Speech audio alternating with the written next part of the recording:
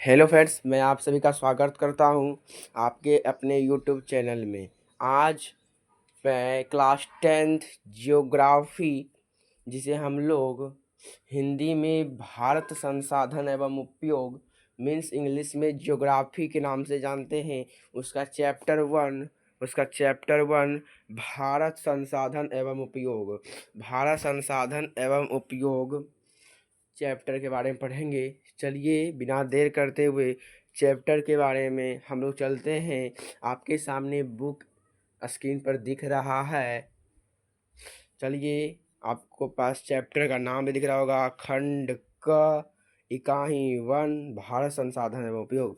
यदि आप एनसीईआरटी और इंग्लिश से पढ़ना भी चाहते हैं तो इसका चैप्टर होगा, मेरे वीडियो डाल देंगे आगे चल के। India resource and useful. चलिए क्लास को बिना देर करते हुए स्टार्ट करते हैं। स्टार्ट करने से पहले मैं अपना इन्फॉर्मेशन दे देता हूँ। मैं दीपक सर, क्लास 10th तक टीचर और भी आगे के टीचर बनूँगा जल्द। चलिए अब क्लास को स्टार्ट करते हैं। जो बच्चे न्यू जुड़े हैं मेरे चैनल में, सब्सक्राइब कीजिए, लाइक दबाइए बटन। और जो बच्चे ऑलरेडी मेरे क्लास को कर रहे हैं वो सब्सक्राइब नहीं करके लाइक कीजिए, कमेंट कीजिए, जो प्रॉब्लम होता है बताइए, ठीक है। चलिए, इस चैप्टर का नाम है भारत संसाधन एवं उपयोग। भारत संसाधन एवं उपयोग, इस चैप्टर में संसाधन के बारे में पढ़ना है। मतलब भारत क्यों दिया गया? भारत दिया गया इसलिए क्योंकि भारत देने का उद्देश्य है कि भारत के संसाधन के बारे में हम लोग पढ़ेंगे, ठीक है। और संसाधन संसाधन जो मानव के द्वारा निर्मित किया गया है, मतलब जो प्राकृतिक द्वारा दिया गया है, लेकिन मानव ने तकनीकी के द्वारा उसे बनाकर उसे संसाधन के रूप में उपयोग किया गया है। उपयोग, उसको उपयोग कैसे किया जाता है उसके बारे में अध्ययन करना है। आपके सामने चैप्टर का जो इमेज है थोड़ा धुंधला दिखता होगा, आप HD बढ़ा लीजिए, बढ़िया दिखेगा, ठीक है। चलिए अब चैप्टर को चालू करते हैं। पहला है संसाधन का महत्व। क्या है पहला? तो संसाधन का महत्व। तो आप अपने जीवन में अनेक वस्तुओं का उपयोग करते हैं और उपयोग में आने वाली ये सभी वस्तुएं संसाधन हैं। कहने का मतलब, आप अपने जीवन में अनेक वस्तु उपयोग करते हैं कि नहीं करते हैं। जैसे कि आप मोटर चलाते हैं, अब इलेक्ट्रिक के द्वारा चल जाता है मोटर, पानी निकलता है। पहले क्या था? चापाकल था। ये चापाकल भी मानव अपने तकनीकी के द्वारा ही वापस लाया।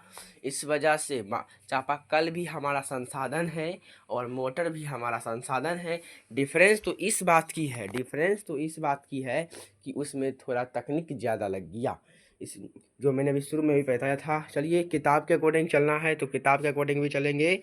देखिए, किताब कुछ कुछ हाइलाइट्स मारा गया है, उसको बताएंगे किताब के अकॉर्डिंग। फिर PPT के द्वारा आपको बताया जाएगा, टाइम ज़्यादा लग जाएगा। इसके यहाँ से लेकर जो यहाँ तक है इसमें कोई वैलिड नहीं है। इसके खाली यहाँ पर संसाधन का डिफिनेशन समझाया गया है, जो कि मैं आपको समझा देता हूँ, बड़ी तरह से समझा दिया हूँ ऑलरेडी। मतलब तकनीकी के द्वारा मानव अपने तकनीकी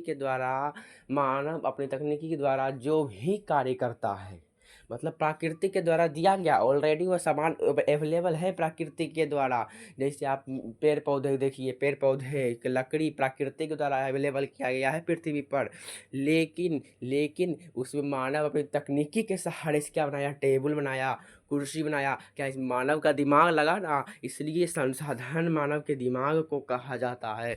यहाँ से लेकर पूरा जो है यहाँ तक वही कहानी है। मतलब कि यही सब, इसी चीज़ को समझना है।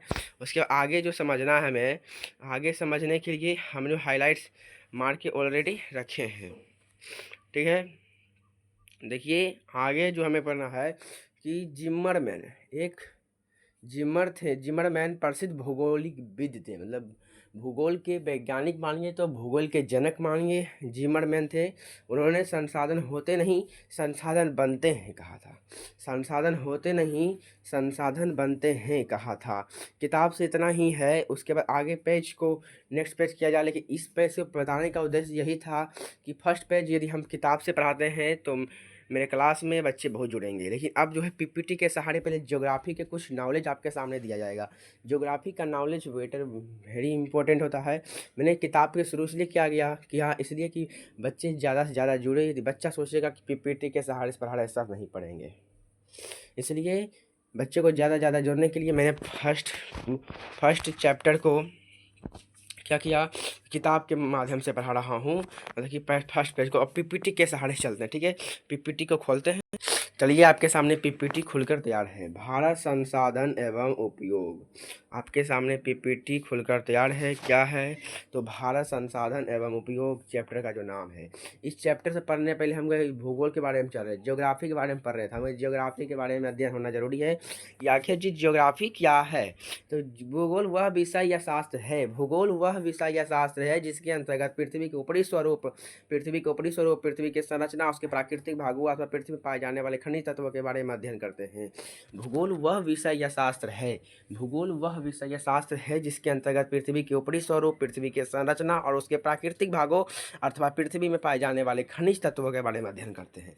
कहने का मतलब भूगोल वह विषय, मतलब भूगोल वह सब्जेक्ट का एक सब्जेक्ट है जिसके अंतर्गत, उसके अंतर्गत हम लोग पृथ्वी के ऊपरी स्वरूप जो हम चल रहे हैं भूमि पर, उसके ऊपरी स्वरूप पर क्या क्या है, भूमि के बारे में, पृथ्वी की संरचना कैसी है, गोल है कि बेलनाकार है कि चिपटा हुआ है, और उसके प्राकृतिक भागों, पेड़ पौधे हैं, समुद्र है, अथवा पृथ्वी में पाए जाने खनिज तत्वों, खनिज, अगला चौथा चैप्टर खनिज संसाधन पढ़ेंगे। खनिज, बॉक्साइट, अभ्रक, बॉक्साइट से एल्युमिनियम आधार निकाला जाता है, उसके तत्वों के बारे में अध्ययन करना क्या कहलाता है, तो भूगोल कहलाता है।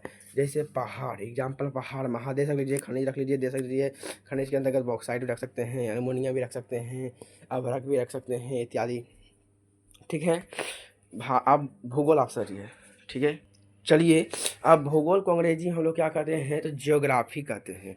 भूगोल को अंग्रेजी में हम लोग जियोग्राफी कहते हैं, जो कि मैंने क्लास स्टार्ट करने से पहले कह दिया था। जियोग्राफी ग्रीक भाषा के दो शब्दों से निर्माण हुआ है। जियोग्राफी ग्रीक भाषा का शब्द है जिसका निर्माण दो शब्द से है। टेरा लिख दिया, पेटी बनाए थे जखन, मतलब टेरा लिखा गया, लेकिन ज्योग्राफी ग्रीक भाषा के दो शब्दों से मिलकर बना हुआ है। कौन, तो जियो प्लस ग्राफ, जियो प्लस ग्राफी होगा वाई, ठीक है। जियो प्लस ग्राफी, जियो मतलब होता है अर्थ, जियो मतलब होता है अर्थ, और ग्राफी मतलब होता है राइट या एक्सप्लेन, मतलब लिखना या वर्णन करना। अर्थ एक्सप्लेन मिलाइए, अर्थ एक्सप्लेन मिलाइएगा तो अर्थ एक्सप्लेन बनेगा, मतलब पृथ्वी का वर्णन करना, पृथ्वी का वर्णन करना ही ज्योग्राफी कहलाता है। चाहे तो आप इस ये आप डिफिनेशन याद रखिए, वो भी बेटर है, क्योंकि ये एग्जाम में पूछा जाएगा नहीं, ये समझाने के लिए लिखा गया था। चाहे आप इस डिफिनेशन को भी याद रखते हैं तो वो भी बेटर है, चाहे आप इस डिफिनेशन को भी याद रखते हैं समझाने के लिए कोई बच्चे को, तो ठीक है। तो भी दोनों इसको रख सकते हैं, क्योंकि मेरा उद्देश्य है, मैं टीचर हूँ, जिसको पढ़ाऊँ उसको भी टीचर बना दूँ, ये मेरा उद्देश्य है। चलिए अब तीसरा, चलिए अब आ गए हैं भूगोल। भूगोल का जनक किसे कहा जाता है, ये सबसे एग्जाम में पूछे जाने वाले प्रश्न है। इरेटोस्थनीज एग्जाम में सबसे ज़्यादा पूछे जाने वाले प्रश्न है। जो एग्जाम में पूछे जाने वाले प्रश्न रहेंगे उसे हम पीला हाईलाइट्स मारेंगे, ठीक है। क्या मारेंगे, पीला हाईलाइट्स, ठीक है। आगे चलते हैं, संसाधन। अब जो हम अभी पढ़ रहे थे, क्या पढ़ रहे थे, चैप्टर का नाम क्या था, संसाधन चैप्टर का नाम था हमारा। संसाधन किसे कहते हैं, चलिए प्यार से कमेंट बॉक्स में लिखिए कि संसाधन किसे कहते हैं, संसाधन किसे कहते हैं। चलिए प्यार से कमेंट बॉक्स में लिखिए तो संसाधन किसे कहते हैं। चलिए, प्राकृतिक पदार्थ, संसार की वो सभी वस्तुएं जो, यहाँ गलती से लिखा गया होगा, जो मानव अपनी तकनीकी कुशलता, ज्ञान एवं समर्थ के अनुसार परिवर्तन कर अपने दैनिक और सामाजिक कार्यों में प्रयोग कर जीवन यापन करता है, संसाधन कहलाता है। कहने का मतलब बोले ना, प्राकृतिक पदार्थ, संसाधन क्या है, प्राकृतिक के द्वारा दिया गया एक उपहार है, अनमोल उपहार है, जो मानव अपनी तकनीकी कुशलता, ज्ञान एवं समर्थ के अनुसार परिवर्तन कर अपने दैनिक और सामाजिक कार्यों में प्रयोग कर जीवन यापन करता है, और उसे ही हम लोग क्या कहते हैं, संसाधन। हम आशा करेंगे कि आप संसाधन को पूरा तरीका से समझ गए होंगे। उसके बाद अगला है संसाधन के उपयोग एवं उत्पत्ति के आधार पर। उपयोग एवं उत्पत्ति के आधार पर संसाधन को 3 भाग श्रेणी में बांटा गया है। 3 श्रेणी में बांटा गया है संसाधन के उपयोग एवं उत्पत्ति के आधार पर 3 श्रेणी में बांटा गया है। कितने श्रेणी बांटा गया है? 3 श्रेणी में। चलिए इसको भी पूछे जाने वाला प्रश्न है, मारिए पीला हाईलाइट्स, ठीक है। उसके बाद कौन कौन संसाधन उपयोग उत्पत्ति के आधार पर पढ़ लेंगे, लेकिन इसका कौन कौन है। चलिए संसाधन के उपयोग एवं उत्पत्ति के आधार पर संसाधन को 3 भागों में बांटा गया है। पहला विकसित, दूसरा विकासशील, तीसरा अर्धविकसित। विकसित मतलब जो विकसित हो चुका है, जो हो चुका है। विकासशील जो विकसित हो रहा है, जैसे हमारा इंडिया विकासशील हो रहा है। अर्धविकसित जो आधा विकास हुआ है, जो आधा विकास हुआ है, जैसे नेपाल रख सकते हैं। विकसित चीन को रख सकते हैं, विकासशील इंडिया रख सकते हैं, अर्धविकसित नेपाल रख सकते हैं, ठीक है। चलिए अगला क्या चलते हैं, पहले इसके बाद आप किताब की ओर चलेंगे। किताब से भी थोड़ा समझना जरूरी है। चलिए आपके सामने किताब खुलकर तैयार है, ठीक है। अब यहाँ पर हमें क्या पढ़ना है? संसाधन का वर्गीकरण। किताब से हम लोग देखना है कि ये चीज़ को, तो हमको किताब से देखना है संसाधन का वर्गीकरण। क्या? संसाधन का वर्गीकरण को देखना है। संसाधन का वर्गीकरण के निम्नलिखित आधार हैं। निम्नलिखित आधार है, पहला उत्पत्ति के आधार पर जैव और अजैव। उत्पत्ति के आधार पर जैव और अजैव। उपयोगिता के आधार पर नवीकरणीय और अनवीकरणीय। स्वामित्व के आधार पर 4 पार्ट्स में बढ़ जाते हैं। स्वामित्व के आधार पर 4 पार्ट्स में व्यक्तिगत, सामुदायिक, राष्ट्रीय, अंतर्राष्ट्रीय, ठीक है। याद रखिएगा किताब के अकॉर्डिंग हमने देखा है कि आपकी किताब में ये सब है। चलिए अब लोग हम पीपीटी के अकॉर्डिंग चलते हैं। पीपीटी के पास चलते हैं। अब उसके बाद क्या था? उसके बाद था, हमने अभी तुम आपको पढ़ाए हैं कि जिम्मरमैन ने कहा था संसाधन होते नहीं संसाधन बनते हैं, जबकि मैंने आपको पहले ही बता दिया। ये इसको रखिए पीला हाईलाइट में, क्योंकि ये सबसे VVI क्वेश्चन पूछे जाने वाले प्रश्न हैं। जिम्मरमैन ने कहा था संसाधन होते नहीं संसाधन बनते हैं। आपसे ऑब्जेक्टिव क्वेश्चन पूछे जाएंगे, कौन से वैज्ञानिक ने कहा था कि संसाधन होते नहीं संसाधन बनते हैं? तो जिम्मरमैन ने कहा था। अब फिर संसाधन मुख्य रूप से पहले 2 पार्ट से बढ़ती है, ठीक है, 3 पार्ट से बढ़ी। अब फिर संसाधन मुख्य रूप से 2 पार्ट से बढ़ती है, जो आप 8 क्लास में पढ़े होंगे तब। प्राकृतिक संसाधन, मानवीय संसाधन। ये भी पूछ लिया जाता है मुख्य रूप से। तो पढ़िएगा 2 प्राकृतिक, जो प्राकृतिक द्वारा आगे दिया गया है। मानवीय, जो मानव अपने मानव निर्मित। प्राकृतिक संसाधन किसे कहते हैं? प्राकृतिक संसाधन पूर्ण रूप से डिफिनेशन प्राप्त करना, ये समझने के लिए ही रखिए तो बेटर होगा। समझने के लिए रखिएगा तो और भी बेटर होगा। जैसे प्राकृतिक संसाधन जो प्राकृतिक के द्वारा प्राप्त होता है। मानवीय संसाधन जो मानव अपने तकनीकी के द्वारा प्राप्त करता है, ठीक है। हटाइए। फिर उत्पत्ति के आधार पर संसाधन, जो कि अभी मैं बुक में भी तुरंत जस्ट दिखाया। बुक में जो कि मैंने अभी आपको जस्ट बुक में दिखाया कि नहीं दिखाया, बोलिए। उत्पत्ति के आधार पर जैव और अजैव, ठीक है। अगला की ओर चलते हैं। अगला क्या है? जैव संसाधन कहते किसे हैं, जो कि आपको बुक में भी ये चीज़ होगा। चलिए पहले बुक ही देख लेते हैं, उसके बाद आगे बढ़ेंगे। आगे बढ़ते हैं। देखिए आपके सामने बुक खोलकर तैयार हो गया, ठीक है। उत्पत्ति के आधार पर संसाधनों प्रकार होते हैं जैव संसाधन और अजैव संसाधन। इसमें क्या होता है? ऐसे संसाधनों की प्राप्ति जो जैव मंडल से होती है, इनमें सजीवों के सभी लक्षण मौजूद होते हैं, उसे जैव संसाधन कहते हैं। वही चीज़ है। चलिए पीपीटी के पर चले जाते हैं। यही चीज़ पीपीटी पर ही है, ठीक है, देख सकते हैं। ऐसा संसाधन जिसकी प्राप्ति जैव मंडल से होती है उसे जैव संसाधन कहते हैं। ऐसा संसाधन जिसकी प्राप्ति हमें जैव मंडल से होती है उसे कौन सा संसाधन कहते हैं? तो जैव संसाधन कहते हैं। इसमें राजनीति देखिए, राजनीति नहीं, सजीव होगा यहाँ पर, ठीक है ना। सजीवों के सभी लक्षण मौजूद होते हैं, जैसे मनुष्य, वनस्पति, मछली इत्यादि। मनुष्य क्या है? मनुष्य में सजीव के लक्षण पाए जाते हैं। ये सब जैव मंडल से प्राप्त होती है। वैसा संसाधन जिसकी प्राप्ति में जैव मंडल से होती है, ठीक है। और वनस्पति की प्राप्ति में जैव मंडल से ही होती है, और मछली की प्राप्ति में जैव मंडल से ही होती है। अगला है क्या? अगला है अजैव संसाधन। अजैव संसाधन किसे कहते हैं? निर्जीव वस्तुओं के समूह को अथवा ऐसे संसाधन जिसकी प्राप्ति जैव मंडल से नहीं होती है उसे अजैव संसाधन कहते हैं। उल्टा वैसा संसाधन इसमें सजीव के लक्षण पाए, इसमें निर्जीव के लक्षण पाए जाएंगे, और इसी संसाधन प्राप्ति में जैव मंडल से नहीं होगी उसे अजैव संसाधन। इसमें निर्जीव वस्तु आते हैं, जैसे लोहा, धातु, खनिज आदि, ठीक है। अगला की ओर चलेंगे। अगला क्या है? अगला हमारे पास उपयोगिता के आधार पर। ऐसा करते हैं ना, पहले पढ़ा देते हैं पीपीटी पे, उसके बाद बुक ले चल जाते हैं, ठीक है ना। यदि आप बुक दिखाते लेकिन टाइम ज़्यादा वेस्ट होगा, बुक कल्टो, ठीक है। तो ये जल्दी उपयोगिता के आधार पर संसाधन तो प्रकार होते हैं नवीकरणीय और अनवीकरणीय। नवीकरणीय और अनवीकरणीय, तो नवीकरणीय जो जिसका निर्माण पुनः किया जा सके उसे नवीकरणीय, और जो पुराने जिसका निर्माण पुनः नहीं किया जा सके वो नवीकरणीय, ठीक है। नवीकरणीय संसाधन किसे कहते हैं? ऐसा संसाधन जिसका उत्पादन एवं उपयोग बार बार किया जा सके, उसे इसकी आपूर्ति दोबारा आसानी से संभव हो, उसे नवीकरणीय संसाधन कहते हैं। मतलब वैसा संसाधन जिसकी प्राप्ति अभी दोबारा हो, इसका ये डिफरेंस छोड़िए समझने के लिए, जिसका वैसा संसाधन जिसकी प्राप्ति दोबारा हो। कहने का मतलब जैसे क्या है, जैसे मान लीजिए जल। जल क्या है, पहले गर्मी में आसानी सूख जाता है, पुनः वह बरसात में आकर हमारे पास अवेलेबल हो जाता है। इसलिए जल क्या हुआ, नवीकरणीय, जिसका निर्माण पुनः किया जा सके उसे हम लोग नवीकरणीय संसाधन कहते हैं, ठीक है। नवीकरणीय संसाधन जिसका निर्माण पुनः किया जा सके, जैसे सौर ऊर्जा। सौर ऊर्जा क्या है, जो सूर्य की किरणें आते हैं, रात हुआ खत्म, दोबारा फिर सुबह को आ जाएगा। जल, विद्युत, वन इत्यादि, ठीक है। अब दूसरा है अनवीकरणीय संसाधन। चलिए अनवीकरणीय संसाधन, ठीक है, वह वस्तु जिसका भंडार सीमित हो। अनवीकरणीय संसाधन जिसका भंडार क्या हो, सीमित हो, और जिसका निर्माण दोबारा ना किया जा सके या पुनः निर्माण होने में बहुत समय लगे, उसे हम लोग अनवीकरणीय संसाधन कहते हैं।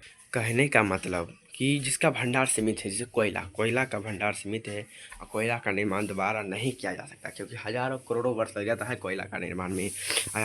उसके पुनः निर्माण होने में बहुत समय लगेगा। कोयला निर्माण हो सकता है, लेकिन क्या होगा, पूरा बहुत समय लगे, बहुत समय लगे, लंबा समय, उसे अनवीकरणीय संसाधन कहते हैं। समझिए, कोयला, पेट्रोल, प्राकृतिक गैस आदि, ठीक है। अगला की ओर चलेंगे। अगला क्या है, स्वामित्व के आधार पर। स्वामित्व के आधार पर संसाधन चार प्रकार होते हैं, हमने आपको बताए भी थे। स्वामित्व के आधार पर संसाधन चार प्रकार के हो जाते हैं। पहला है व्यक्तिगत, दूसरा है सामुदायिक, तीसरा है राष्ट्रीय, चौथा है अंतर्राष्ट्रीय, ठीक है। अंतर्राष्ट्रीय, और ये जो है पूछे जाने वाले प्रश्न है, इसलिए इसको जो है पीला हाईलाइट्स मार दीजिएगा तो और बेटर होगा, ठीक है। अब व्यक्तिगत कहाँ गया,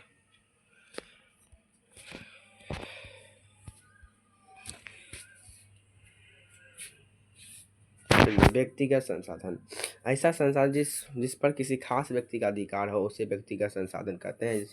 व्यक्तिगत संसाधन कहते हैं, जैसे ये मेरा ज़मीन है, जो उस घर में हम आप लोगों को पढ़ा रहे हैं, वो घर मेरा है, मेरा ज़मीन है, इसमें मेरा हक है, मेरा फैमिली का हक है, मतलब मेरा यह हक है, मतलब मेरा हक है, मतलब किसी व्यक्तिगत पर मेरा व्यक्तिगत, जैसे आपका ज़मीन आप पर हक है, ठीक है, वही व्यक्तिगत संसाधन हुआ। ये इसके एवज में वह सरकार वो अपनी इच्छा से, एवज नहीं है, गलत लिखा गया है, एवज नहीं होगा, यहाँ होगा एवज में आयकर लगेगा। एवज में वह सरकार को अपनी इच्छा से लगान देता है, मतलब कि इच्छा से लगान देते हैं ना। जमीन लेते हैं तो उसका कटाते हैं, रसीद इच्छे से कटाते हैं, तो मेरा ज़मीन कट जाएगा, हेरा जाएगा, बिला जाएगा, चल जाएगा दूसरे गाँव, डर लगता है ना, अपनी इच्छे देते हैं ना, देते हैं, लगान देता है, द्वारा नहीं देता है, गलत लिखा गया, देता है लिख गया, जैसे बाग बगीचा, तालाब, कुआं आदि, ठीक है। अगला क्यों चलते हैं, व्यक्तिगत संसाधन के बाद आप लोग समझ गए होंगे।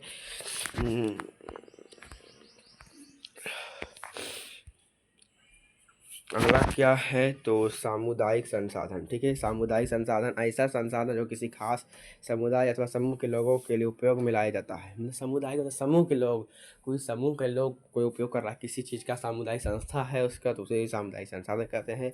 सामुदायिक संसाधन कहते हैं जैसे मंदिर, मस्जिद, शमशान, सामुदायिक आदि भवन, ठीक है। यही समझ गए, ये सब समझाने के बाद टेंशन वाली बात नहीं है, ठीक है। अगला क्या है, अगला है राष्ट्रीय संसाधन। अगला क्या है, राष्ट्रीय संसाधन। आर्थिक या कानूनी तौर पर राष्ट्र के अंतर्गत सारा उपलब्ध संसाधन राष्ट्रीय संसाधन कहलाता है। आर्थिक या कानूनी तौर पर राष्ट्र के अंतर्गत सारा उपलब्ध संसाधन राष्ट्रीय संसाधन कहलाता है। मतलब आर्थिक या कानूनी तौर पर, मतलब कुछ रूल के अकॉर्डिंग जो राष्ट्र में, किसी राष्ट्र में रहता है और किसी एक राष्ट्र में रहता है, और राष्ट्र का अधिकार होता है, राष्ट्र का प्राधिकार होता है, इसलिए वो राष्ट्रीय संसाधन कहलाता है, ठीक है। फिर इसके बाद किसी भी देश की सरकार को यह हक है किसी भी देश की सरकार को यह हक है कि व्यक्तिगत संसाधनों का अधिग्रहण आम जनता के हित में कर सकता है। इसे क्या करिए, इसे मोटा कर दीजिए, क्योंकि ये जो है पूछे जाने वाले प्रश्न है। किसी भी देश की सरकार को यह हक है कि व्यक्तिगत संसाधनों का अधिग्रहण कर आम जनता के हित में कर सकता है। मतलब व्यक्तिगत संसाधन तो जमीन को सरकार खरीद सकता है, अधिग्रहण आम जनता के हित में, वो भी कम रेट में। ठीक है, उसके बाद अधिग्रहण किसे कहते हैं। इससे ऊपर होता है कि अधिग्रहण किसे कहते हैं। किसी भी व्यक्ति का ज़मीन यदि सरकार खरीदती है तो उसे हम लोग अधिग्रहण कहते हैं, जो कि अभी हमने बताया। ठीक है, अधिग्रहण किसे कहते हैं आप समझ गए होंगे। ये सभी VVI मानिएगा, क्योंकि ये सभी पूछे जाने वाले प्रश्न हैं। उसके बाद अंतर्राष्ट्रीय संसाधन। ठीक है, अंतर्राष्ट्रीय संसाधन दो देशों के समुद्री तट रेखा से 200 किलोमीटर दूरी के छोड़कर जो खुले महासागरीय क्षेत्र बनता है वह अंतर्राष्ट्रीय संसाधन कहा जाता है। चलिए, ये समझे नहीं होंगे, इसको हम लोग समझाना होगा पिक्चर के माध्यम से। ठीक है, जैसे ये क्या है, ये अमेरिका, ये भारत, ये अमेरिका पीला से, ठीक है, और भारत वाइट से। ठीक है, और यहाँ से लेकर जो है यहाँ तक 200 किलोमीटर दूर इसका क्षेत्र अमेरिका का, और यहाँ से लेकर 200 किलोमीटर दूर तक इसका क्षेत्र है तो इंडिया का। ठीक है, आप समझिए, अब यहाँ तो समझें 200 किलोमीटर दूर किसका क्षेत्र है, चलिए अमेरिका का भी है, और 200 किलोमीटर क्षेत्र भारत का भी है। अब क्या होता है, समुद्र, ये पूरा जो है ना, पूरा समुद्र है, ये पूरा क्या है, समुद्र है, ये पूरा क्या है, समुद्र है। ठीक है, जब ये समुद्र है, अब बीच में जो ये क्षेत्र बचा, अब क्या होता है, ये बीच में जो समुद्री क्षेत्र बचता है ना, वही समुद्री क्षेत्र को हम लोग कहते हैं अंतर्राष्ट्रीय। अंतर्राष्ट्रीय याद रखिएगा। ठीक है, अंतर्राष्ट्रीय समझ में आ गया होगा। चलिए, अंतर्राष्ट्रीय समझने के बाद आप डिफिनेशन क्यों चलेंगे। अंतर्राष्ट्रीय दो देशों की समुद्री तट रेखा, समुद्री तट मतलब समुद्र से, समुद्र तट 200 किलोमीटर दूरी को छोड़कर, दोनों को छोड़कर जो खुले महासागरीय क्षेत्र बनता है, मतलब बचता है वह अंतर्राष्ट्रीय संसाधन कहलाता है। इसका नियंत्रण अंतर्राष्ट्रीय संस्था करती है। पूछेगा अंतर्राष्ट्रीय संसाधन के नियंत्रण कौन करता है ऑब्जेक्टिव में, तो अंतर्राष्ट्रीय संस्था।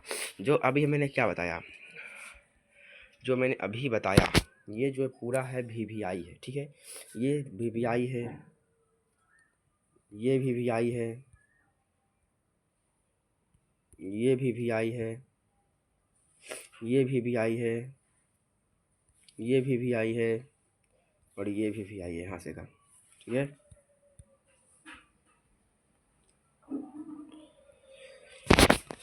चलिए अब क्या होता है शुरू, अपवर्जक आर्थिक क्षेत्र।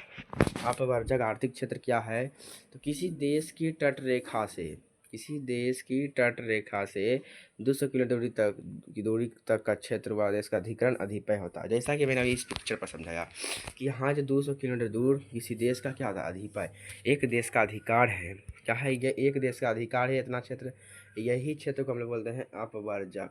अपवर्जक, ठीक है, इसी क्षेत्र को हम लोग बोलते हैं अपवर्जक। मैं बोला किसी देश की तट रेखा से 200 किलोमीटर दूरी तक उस क्षेत्र, उस नाय कोई पूछ रहा तो सही बोले नहीं। ठीक है, अपवर्जक आर्थिक क्षेत्र मतलब किसी देश की तट रेखा से 200 किलोमीटर दूरी तक का क्षेत्र किसी देश का अधिपय होता है, उसे अपवर्जक आर्थिक क्षेत्र कहते हैं। ये भी समझ ही गए होंगे। ठीक है, अपवर्जक आर्थिक क्षेत्र किसे कहते हैं, पहले आप चिल्ला के बोलिए, किसी देश की तट रेखा से 200 किलोमीटर दूरी तक किसी देश का एक देश का अधिपय होता है, उसे मतलब अपवर्जक आर्थिक क्षेत्र कहते हैं। ठीक है, क्या कहते हैं, अपवर्जक आर्थिक क्षेत्र कहते हैं। चलिए अब है विकास के स्तर पर। विकास के स्तर पर भी संसाधन को 4 भागों में वर्गीकृत किया गया है। संभावित संसाधन, विकसित संसाधन, सांख्यिकी नहीं होगा यहाँ पर। ठीक है ना, यहाँ पर सांख्यिकी नहीं होगा। चलिए इसको हम लोग पहले लाल हाईलाइट्स मार देते हैं, क्योंकि यहाँ पर सांख्यिकी नहीं होगा, यहाँ पर संचयी कोष होगा। देखिए, संचयी कोष फिर भंडार संसाधन। ठीक है, चलिए अब संभावित संसाधन के पहले पढ़ते हैं। संभावित संसाधन कहते हैं किसे हैं,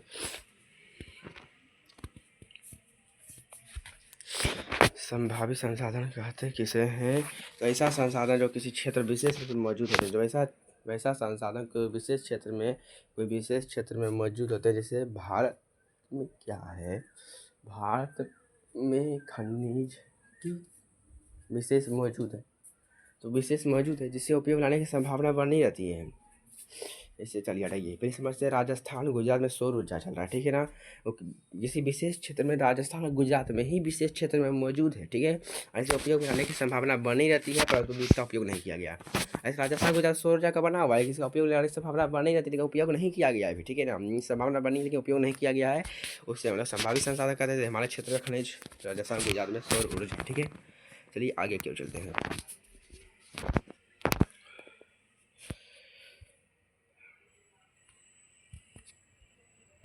ठीक है, फिर आ गया सांख्यिक संसाधन। देखिए मैंने आपको अभी तुरंत बताया सांख्यिकी का क्या संचयी कोष, ठीक है। ठीक है, यहाँ संचयी कोष लीजिएगा, काट देते हैं। संचयी कोष संसाधन ऐसा संसाधन जिसका आकलन तकनीक के आधार पर किया जाता है, इसका उपयोग तत्काल में नहीं हुआ है परंतु भविष्य के लिए यह सुरक्षित है, उसे हम लोग संचयी कोष संसाधन कहते हैं। इसे भविष्य का पूंजी भी कहा जाता है। फिर जूम किए तो ऐसा संसाधन आकलन के तकनीक के आधार पर किया जाता है, मतलब कि मानव अपनी तकनीक के आधार पर लाया है। जैसे क्या तो आप राजस्थान गुजरात में सौर ऊर्जा रख लीजिए एग्जाम्पल में समझने के लिए।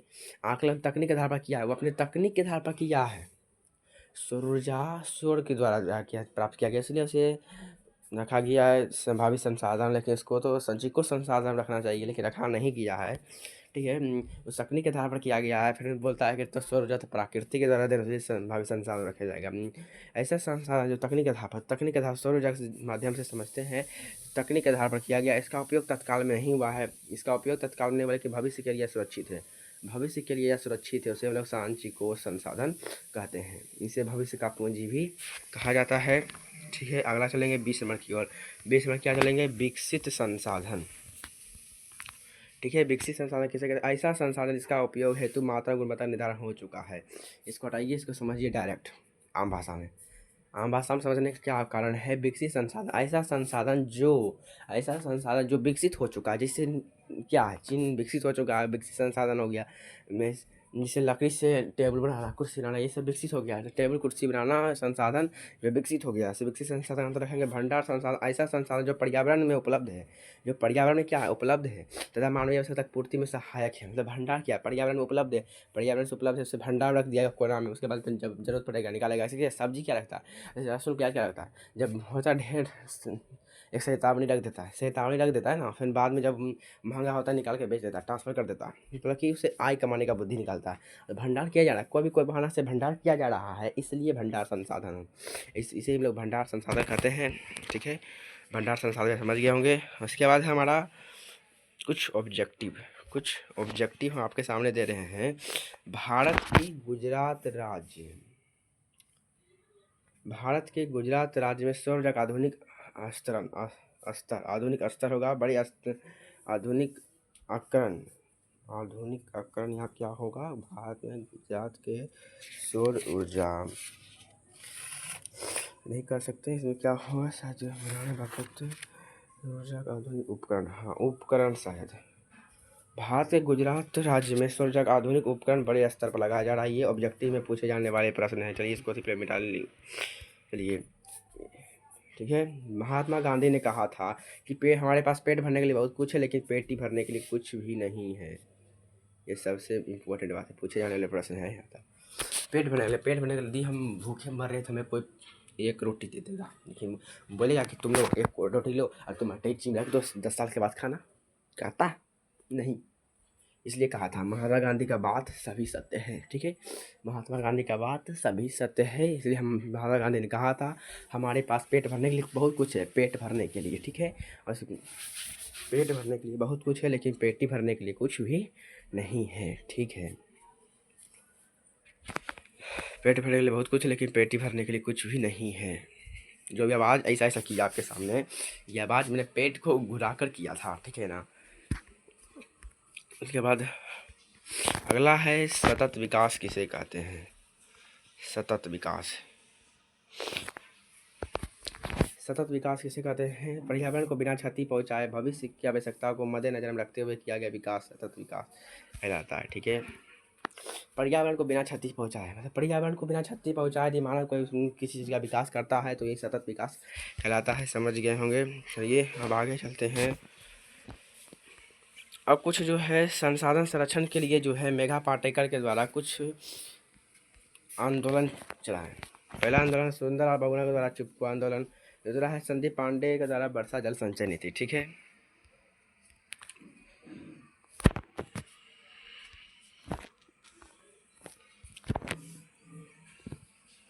उसके बाद है पर्यावरण संरक्षण हेतु सबसे पहले स्टॉकहोम में विश्व शिखर सम्मेलन 1972 ईस्वी में आयोजित हुआ। पर्यावरण संरक्षण हेतु सतत विकास के बाद जो है पर्यावरण संरक्षण हेतु सबसे पहले स्टॉकहोम में विश्व शिखर सम्मेलन 1972 ईस्वी में आयोजित हुआ। इसी सम्मेलन के बाद प्रत्येक वर्ष 5 जून को पर्यावरण दिवस के रूप में मनाया जाता है। पर्यावरण आपसे क्वेश्चन क्या पूछा जाएगा कि पर्यावरण दिवस कब मनाया जाता है, तो लिखिएगा अध्यय पूछेगा पर्यावरण दिवस क्यों मनाया जाता है। पर्यावरण संरक्षण हेतु सबसे पहले स्टॉकहोम में विश्व शिखर सम्मेलन 1972 ईस्वी में आयोजित हुआ।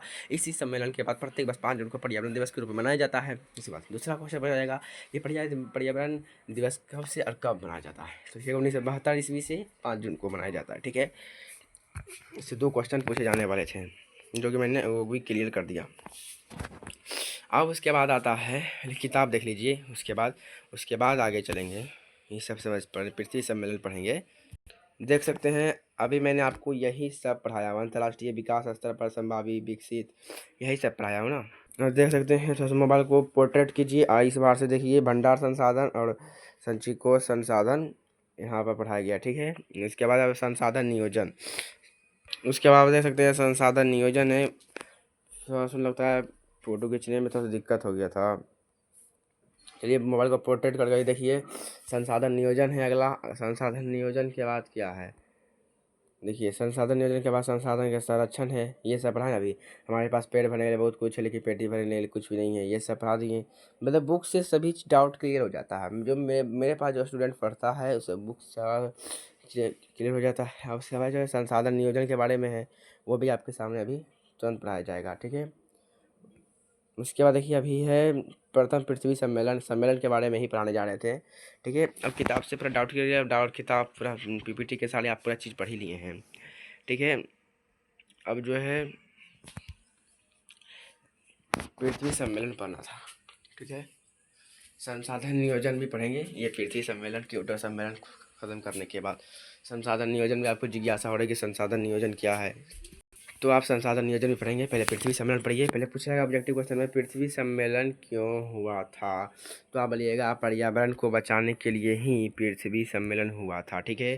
प्रथम पृथ्वी सम्मेलन, इस सम्मेलन का आयोजन, प्रथम पृथ्वी सम्मेलन का आयोजन 3 से 14 जून, ये जो है ना एक इससे संस्था चलती है लगातार। जैसे क्या है संस्था जैसे चलती है ना लगातार, उसी तरह से प्रथम पृथ्वी सम्मेलन किया गया था। मतलब 1 से लेकर इतना डेट तक 3 से 14 जून 1992 ईस्वी को रियो डी जेनेरो मतलब ब्राज़ील, ये कहाँ पड़ता है तो ब्राज़ील में। ठीक है। तो रियो डी जेनेरो में किया गया था जिसमें विकसित एवं विकासशील देशों के लगभग 178 प्रतिनिधि ने भाग लिया था। अरे इसमें पहले इसमें क्या चीज़ पर समझौता किया गया, इसमें क्या चीज़ पर समझौता किया गया है तो ग्लोबल वार्मिंग, वन संरक्षण, जैव विविधता कार्यक्रम, यहाँ कार्यक्रम होगा, कार्यक्रम 21 सतत विकास रियो घोषणा पत्र पर समझौता किया गया। ठीक है। अब यहाँ से जो क्वेश्चन पूछे जाने वाले हैं वो क्वेश्चन को हम लोग क्या करते हैं, पीला अभी आपके सामने हाईलाइट्स मार देते हैं। ठीक है ना। सुन साइज भी बढ़ा लेते हैं। चलिए ये रखिएगा याद। और ये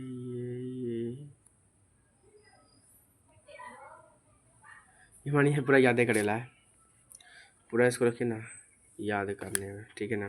तो याद करिएगा ठीक रहेगा। ऑब्जेक्टिव पूछेगा कब हुआ, कहाँ हुआ, किस देश में हुआ, तो कितना प्रतिनिधि भाग लिया, इसमें किस चीज़ पे समझौता किया गया, बल्कि पूरा चीज़ें यादें करने वाला है, इतना इम्पोर्टेंट है कि।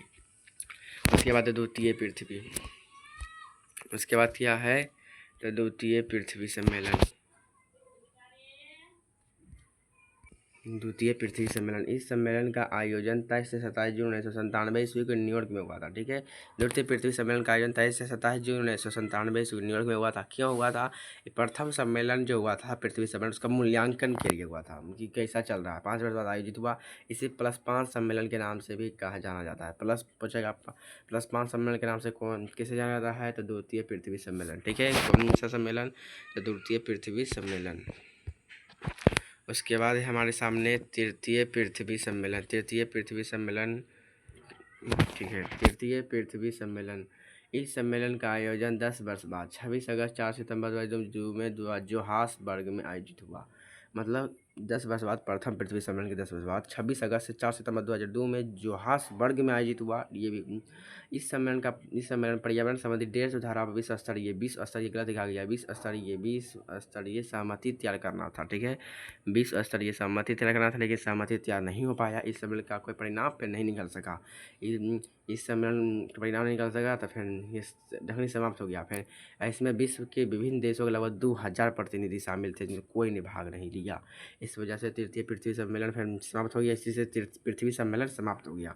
पृथ्वी सम्मेलन फिर समाप्त हो गया। ये भी आई है तृतीय पृथ्वी सम्मेलन, तो आप पढ़ लिए हैं। उसके बाद आपके सामने आता है क्योटो सम्मेलन। ठीक है, क्या आता है? क्योटो सम्मेलन। क्योटो सम्मेलन दिसंबर 1997 ईस्वी को शुरुआत हुआ, पृथ्वी को ग्लोबल वार्मिंग से बचाने के लिए। ये कहाँ हुआ? जापान के क्योटो शहर में ये सम्मेलन आयोजित हुआ, इसलिए इसे क्योटो सम्मेलन के नाम से जाना गया। इसमें कितने देशों ने भाग लिया? इसमें 159 देशों ने भाग लिया। इसमें 6 ग्रीन गैसों को जिम्मेदार ठहराया ग्लोबल वार्मिंग से बचाने के लिए पृथ्वी को। ये यहाँ पर दिया हुआ है गैस का नाम। इसके उपयोग फिर कटौती पर सहमति बनी। जैसे ही पता लगा ना कि ये चीज़ है, तो इसके कटौती पर सहमति बनी कि अब ग्लोबल वार्मिंग को बचाने के लिए हम इस सब गैस को कम करना होगा। जहाँ यूरोपीय संघ, कौन? तो यूरोपीय संघ जो है, यूरोपीय संघ बोले कि हम यूरोपीय ग्रीन हाउस जो है 8% कम कर देंगे। संयुक्त राज्य अमेरिका बोला 7% और जापान बोला 6%। बहुत बढ़िया, बहुत बढ़िया, खुश हो गया सब।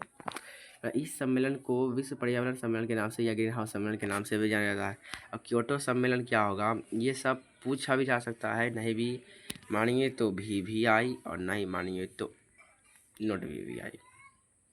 ठीक है, चलिए, जब आप क्योटो सम्मेलन में पढ़ लिए हैं तो आपके सामने अब खुलता क्या है? संसाधन नियोजन। ठीक है, संसाधन नियोजन, जो कि आप बोल रहे थे, हमें कमेंट बॉक्स में फटाफट उत्तर दे रहे थे। संसाधन नियोजन, तो संसाधन नियोजन पढ़िए। ठीक है, संसाधन नियोजन क्या है? संसाधन नियोजन, संसाधन का विवेकपूर्ण उपयोग ही संसाधन नियोजन कहलाता है। संसाधन का विवेकपूर्ण उपयोग ही संसाधन नियोजन कहलाता है। संसाधन का विवेकपूर्ण उपयोग ही संसाधन नियोजन कहलाता है। ठीक है, संसाधन नियोजन किसी भी राष्ट्र के विकास के लिए आवश्यक होता है। संसाधन नियोजन किसके लिए आवश्यक होता है? संसाधन नियोजन किसी भी राष्ट्र के विकास के लिए आवश्यक होता है। संसाधन नियोजन समझे नहीं? संसाधन का विवेकपूर्ण, संसाधन का एक सीरीज मतलब बढ़िया ढंग से उपयोग करते हैं, इसमें लोग संसाधन नियोजन करते हैं। ठीक है, आप समझिए होंगे। अब क्या है, कुछ इससे प्रश्न निकलता है कि भारत संसाधन नियोजन में क्या है। ये सबसे इम्पोर्टेंट क्वेश्चन अपरिहार्य है। अब पूछिएगा क्यों? क्योंकि यहाँ पर संसाधन उपलब्ध में अत्यधिक विविधता के साथ साथ जनसंख्या व्यापक है, लिखा होगा। ठीक है ना, जनसंख्या व्यापक होगा, मतलब क्योंकि यहाँ पर संसाधन उपलब्ध अत्यधिक, संसाधन उतना उपलब्ध है लेकिन इससे ज़्यादा जनसंख्या है, इस वजह से। ठीक है ना। और फिर कुछ ऑब्जेक्टिव निकल रहा है। राजस्थान प्रदेश, राजस्थान गुजरात में सौर ऊर्जा के साथ साथ पवन ऊर्जा की प्रचुरता है। ठीक है ना, राजस्थान और गुजरात में गलत दिखा गया। राजस्थान गुजरात में सौर ऊर्जा के साथ साथ पवन ऊर्जा की प्रचुरता है। ठीक है, उसके बाद अरुणाचल प्रदेश में जल संसाधन की प्रचुर मात्रा उपलब्ध है। बच्चों कौन सा राज्य में जल संसाधन प्रचुर मात्रा उपलब्ध है? तो अरुणाचल प्रदेश। और फिर बोलेगा स्मॉल इज ब्यूटीफुल, किसने कहा? शुमाकर ने कहा। कब कहा? तो 1974 ईस्वी को कहा। क्लब ऑफ रोम ने 1968 ईस्वी को वकालत की। ठीक है, फिर 1987 ईस्वी को बैटलेट आयोग प्रस्तुत किया गया। ठीक है, ये सब भी ऑब्जेक्टिव क्वेश्चन पूछे जाने वाले प्रश्न है। ये सब VVI मान लीजिए तो बेटर होगा। अब आपके सामने क्या है, बुक खुल कर आ गया है। बुक देख सकते हैं आप, यही सब आपको पढ़ाया गया है।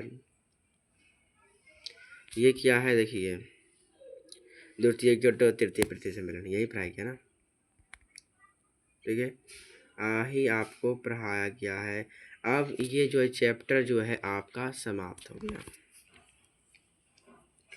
आज आपका 40 मिनट में ये चैप्टर एंड हो गया। फर्स्ट चैप्टर जो आज तक यूट्यूब में कोई 40 मिनट में ख़त्म नहीं किया, जो मैं ख़त्म कर दिया। Which sir do you study? Deepak sir. You have to always time remember your study by Deepak sir. आप अब आपको नेक्स्ट क्लास में इसका ऑब्जेक्टिव और सब्जेक्टिव का अध्ययन कराया जाएगा। आप ऑब्जेक्टिव और सब्जेक्टिव दोनों पढ़ लेंगे अगले पार्ट में, ठीक है। आज के लिए इतना ही बेटर था। अब इसके लेकिन आप लोग बोल रहे कमेंट बॉक्स में क्या कि इसका वीवीआई कौन है, वीवीआई बताते गए। और चलिए वीवीआई, चलिए पीपीटी सारे साथ वीवीआई लिख लीजिए। देखिए ये वीवीआई नहीं है, यहाँ वीवीआई है पढ़ाने के लिए, ये वीवीआई है, ये वीवीआई है, ये वीवीआई।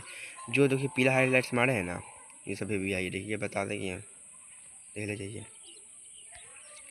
उतार लिए हैं, छोड़ दें। अच्छा ठीक है, छोड़ देते हैं, टाइम क्यों वेस्ट करें। नहीं जो नहीं उतारिए तो एक बच्चा को थोड़ी छोड़ देंगे। चलिए उतार, देखिए ये देखिए,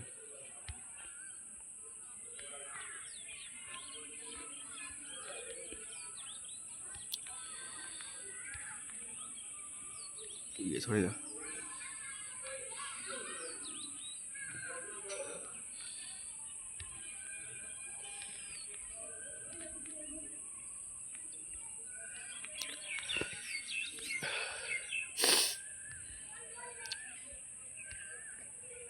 द्वितीय तृतीय क्योटो संसाधन नियोजन, चलिए समाप्त। आपका चैप्टर क्या हो गया, समाप्त, ठीक है। Chapter and.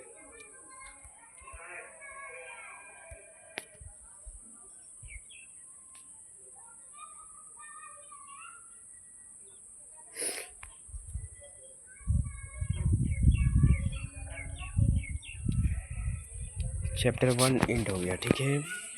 अब अगले पार्ट्स में आप पार्ट 1 में आप पूरा चैप्टर पढ़ लिए हैं। इसके बाद अब अगले पार्ट्स में आप क्या पढ़ेंगे, तो ऑब्जेक्टिव और सब्जेक्टिव। ये जो बच्चे नहीं जुड़े थे कुछ सब्सक्राइब कीजिए मेरे चैनल को और नोटिफिकेशन डाल दीजिए, जिससे कोई भी आपके सभी प्रकार नोटिफिकेशन आपके पास पहुँचे और टाइम पर आप जुड़े मेरी क्लास, ठीक है। आज के लिए इतना ही, thank you, all the best. आज मेरा 40 मिनट की क्लास में ही एक चैप्टर बना दिया गया है, तो आप जुड़िए। आप सोचिए कि आदि आप मेरे साथ पढ़ते रहे तो आपकी जो है ना 10 महीना के बाद एग्ज़ाम चलती है ना, आपको जो है लगता है 8-9 महीना में 8 महीना में चैप्टर ख़त्म हो जाएगा, गारंटी। All the best. इसी तरीके से आप मेरे चैनल में जुड़े रहें और सब्सक्राइब को बढ़ाएँ, ठीक है।